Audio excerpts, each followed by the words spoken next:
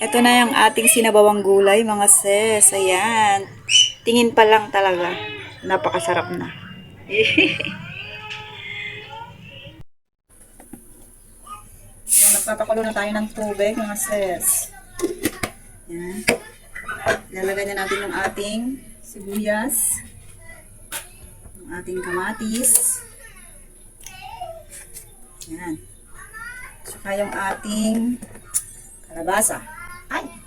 Dagdag na yung okra. Mamaya ka ng okra. Ayan. Pakuluan muna natin to, mga sis. Unahin natin itong pakuluan.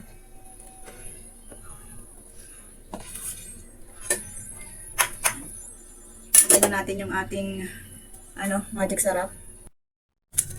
Ayan, lagyan na natin ng magic sarap.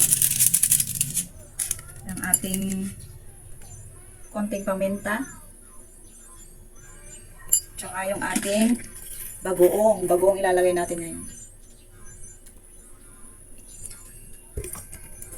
Ayan. Tapos, pakuluan na natin to, mga sis. Takpan muna natin siya. Balikan natin ulit mamaya.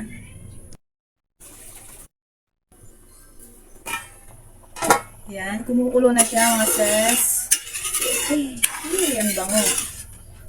Lagay na natin yung ating okra. Tapos yung ating buntot ng tilapia. Yan. Lagyan natin ng kahit ano lang. Tatlong buntot. Yan, pakuluan ulit natin to kahit mga 2 minutes, mga sis, para naman yung ng isda ay kakapit sa sabaw. Maya-maya na natin ilagay yung ating dahon ng malunggay. Takpan muna natin, mga sis.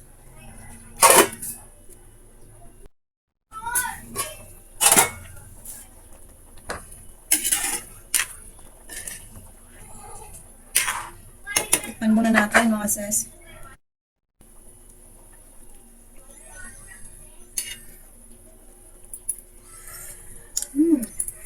Ay, grabe. Sarap. Sarap talaga ng sabaw. Ayan, mga sis, ilalagay na natin yung ating dahon ng malunggay. Oy. Perfect. Sarap.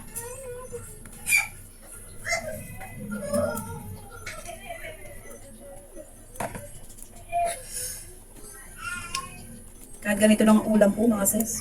Solve na talaga ako. Ay. Ayan, luto na ang ating sinabawang gulay. Hanguin na natin ito, mga sis, para hindi ma-overcook yung gulay. Yan. Ayan na yung ating sinabawang gulay, mga sis. Ready to eat na. Sarap humigop ng sabaw.